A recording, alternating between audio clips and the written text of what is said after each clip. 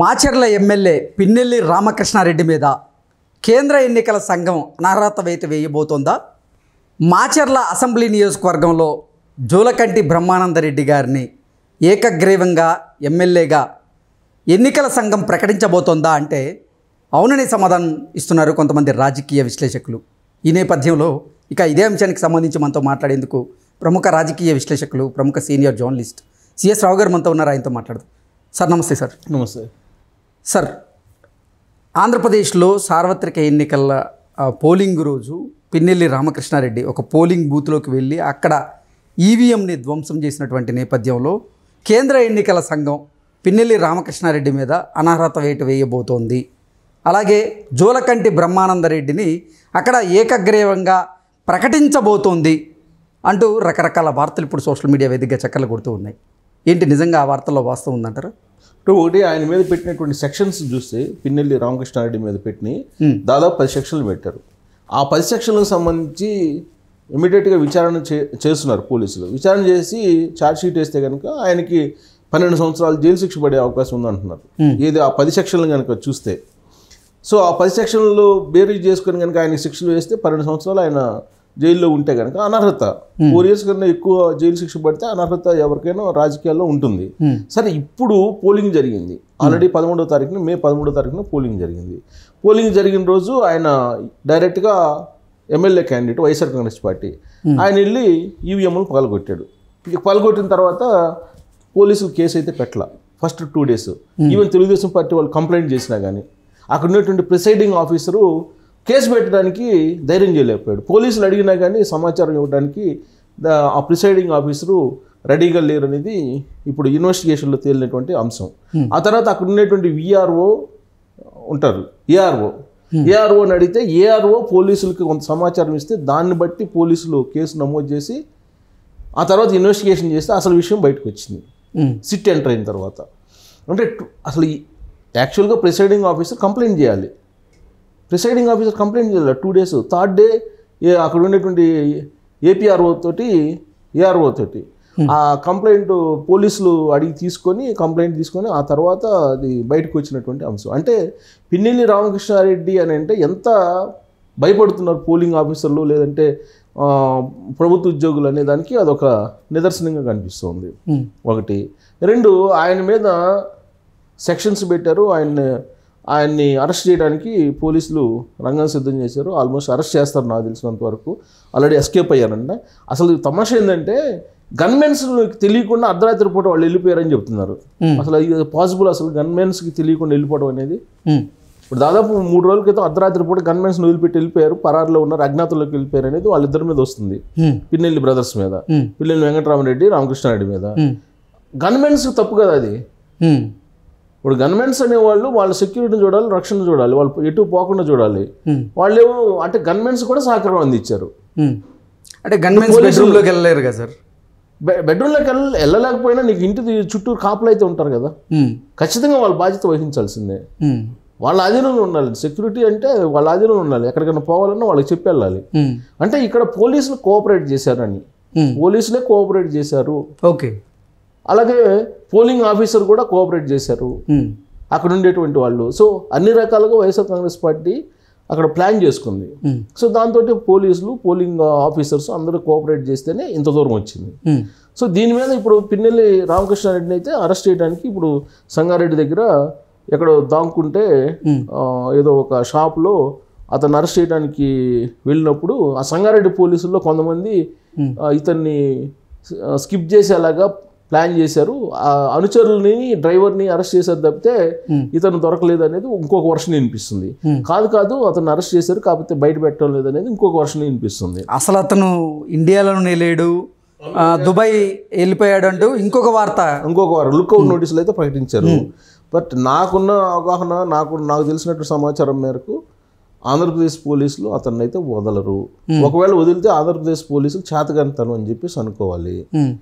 సరే, ఇదంతా ఒక ఎత్తు అయితే ఇప్పుడు సెక్షన్లో నమోదు చేసిన దాని ప్రకారం ఇప్పుడు అక్కడ పోలైనటువంటి ఓట్లు ఏవైతే ఉన్నాయో ఆ సెక్షన్ల ప్రకారం అయితే ప్రజాప్రాతినిధ్య చట్టం ప్రకారం వ్యాలిడ్ కాకుండా చేసి అవి నోటా కింద జమ చేయాలి.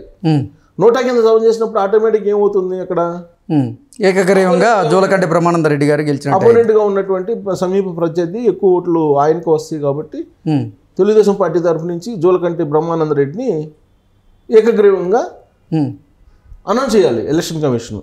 కౌంటింగ్ కానీ ఆ బ్యాలెట్ బాక్స్లో అంటే ఆ ఈవీఎంలో పోల్ అయినటువంటి ఓట్లు ఏవైతే ఉన్నాయో దానికి సంబంధించినటువంటి డేటా సేవ్ అయ్యి ఉంది. సో ఆ ఈవీఎం పగలగొట్టినప్పటికీ ఎటువంటి ఇబ్బంది లేదంటూ మీనా కుమార్ గారు ప్రకటించారు. అవును, కానీ అక్కడ అతి కాదు, ఈవీఎంలు ఎన్ని పోలైనవి కాదు, మొత్తం నియోజకవర్గ వ్యాప్తంగా ఎన్ని పోలైనయో అవన్నీ కూడా నోటా కింద జమ చేయాలి. సెక్షన్ ఆయన మీద పెట్టిన సెక్షన్ల ప్రకారం ప్రజాప్రాతినిధ్య చట్టం ప్రకారం ఎన్నికల కమిషన్ చర్యలు ఏ విధంగా తీసుకోవాలంటే ఆయన్ని జీవితకాలం అసలు ఎన్నికల ప్రక్రియలో పాల్గొనకుండా నిషేధించడంతో పాటు ఆయన ఇప్పుడు పోటీలో ఉన్నాడు కాబట్టి ఆయనకు పడినటువంటి ఓట్లు నియోజకవర్గ వారీగా ఆయనకు పడినటువంటి ఓట్లు మొత్తం నోటాకి పడినట్టు లెక్కించాలి.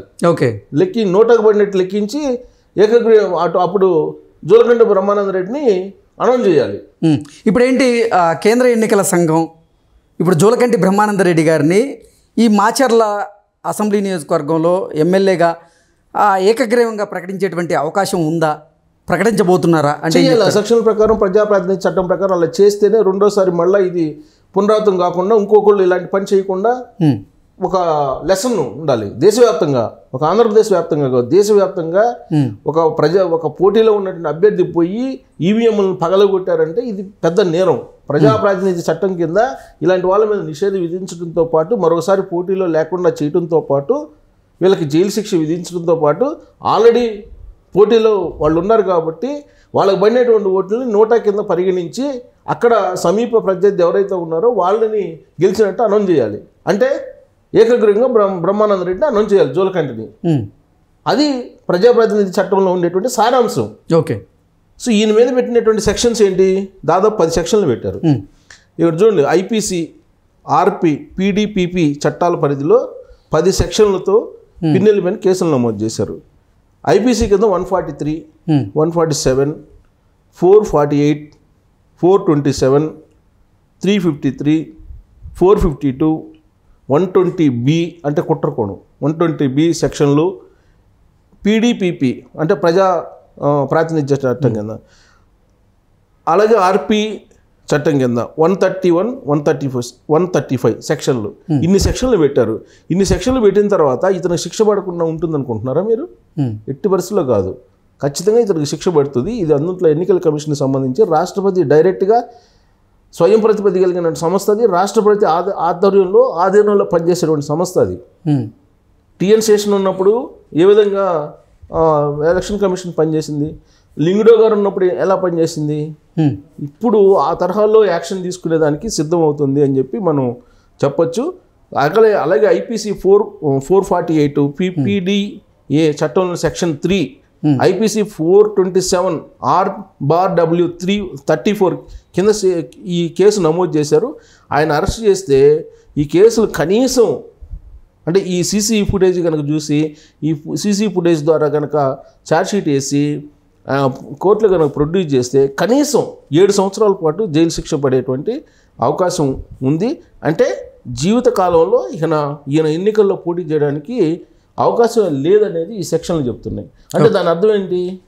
జూలకంటి బ్రహ్మానంద రెడ్డి ఖచ్చితంగా అక్కడ ఏకగ్రీవంగా ఎన్నికయ్యేటువంటి అవకాశం ఉంది. బంపర్ ఆఫర్ కొట్టారా? బంపర్ ఆఫర్ అనుకోవాలి. మరి బంపర్ ఆఫర్ ఏముంది? ఇప్పుడు కౌంటింగ్ జరిగినా కానీ ఎలాగో గెలిచే అభ్యర్థి ఆయన అని చెప్పి తెలిసే ఈయన ఈవీఎంలు పాల్గొట్టాడు కదా, ఈయనే ఒప్పుకున్నాడు కదా నైతికంగా. పిన్నెల్లి రామకృష్ణారెడ్డి ఒప్పుకున్నాడు కదా.